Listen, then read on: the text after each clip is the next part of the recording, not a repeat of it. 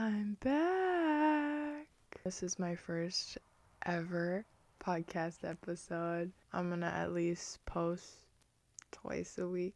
We have our first star of my podcast. His name is Brownie. He's adorable.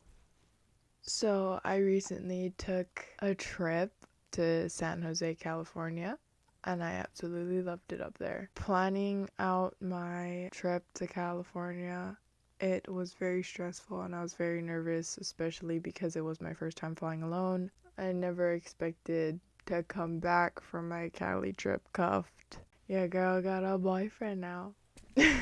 I'm so happy. I'm very glad I met someone like him. I was honestly in a very dark place before I even left for Cali. I didn't feel like I wanted to be here anymore, but that trip helped me take a breather from everything, take a break from everything, and that is a trip I will never ever forget. I ended up taking a road trip to go see my brother because the last time I saw him was in August. I was bawling my eyes out because I was so happy to see him again. I am honestly way happier than I was before I left for that trip. And also, I want to talk about another thing because quite frankly, it's just strange to me. So, before I left for Cali, the boyfriend that I have now made it official with me the day I left. My ex has been stalking my Instagram page, also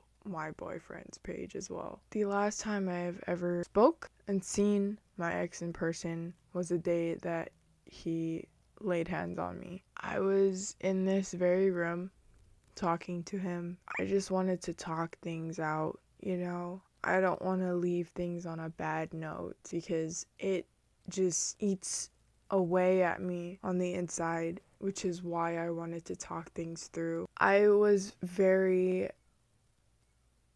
stupid for considering getting back with him. And I'll admit that I had thoughts about getting back with him. For the last 2 years, I've wasted my time. He has done nothing but hurt me. I still stayed. I still wanted things to work out. I now realize that it is toxic, and it was toxic, and that is not the person that I want for me. And that is not the person that everybody who loves me wants for me. When it comes to my ex, it's a very sensitive topic for me. It's hard for me to talk about certain things because those things that he has done to me has hurt me more than I've ever been hurt in my entire life. The last time that I've ever seen my ex, he sprained both my pinky finger and my ring finger. It really made me frustrated at work because I couldn't work to my full potential. I was also talking to somebody for 4 months, and that also felt like I wasted my time. That's when I started talking to my ex again, was after the person that I was talking to decided that we should not continue to talk anymore or to see each other. When he brought up the person that I was talking to before I started talking to him again, I defended him and he got really mad at me. He just went crazy. He pinned me on my bed, held my wrists down, and yelled in my face. I was absolutely terrified. Everything that he has done to me, it's hard to get over. It hurts. It still hurts. I've made my mistakes and I've done nothing but try, put in effort, fought for that relationship when I knew that I deserved better. Ex was a huge part of my life, so it was a bit difficult for me to let go and detach to somebody like that. But I honestly wish him nothing but happiness, no matter how much he's hurt me. But one thing I want to say, and he may be watching this, but I just want him to know that I wasn't the one who gave up. I constantly fought for him. No matter how hard it got, I still wanted to be with him, but going our separate ways was the best. It helped my mental health a lot without him in my life anymore. I am very disappointed the way that things ended and the person that he became.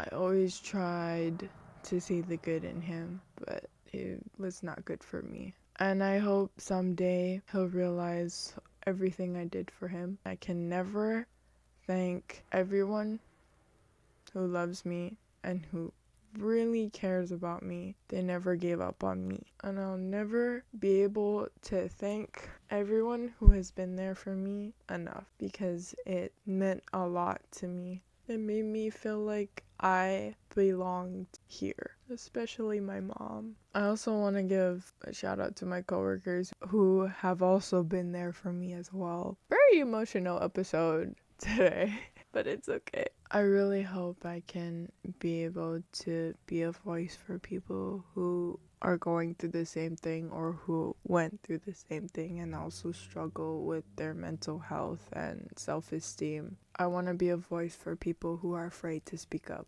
about it. I hate to see people surround themselves with people who really do not care about them. But I just want everyone to know that you are loved. There's a lot of people that care about you, even if you don't know it.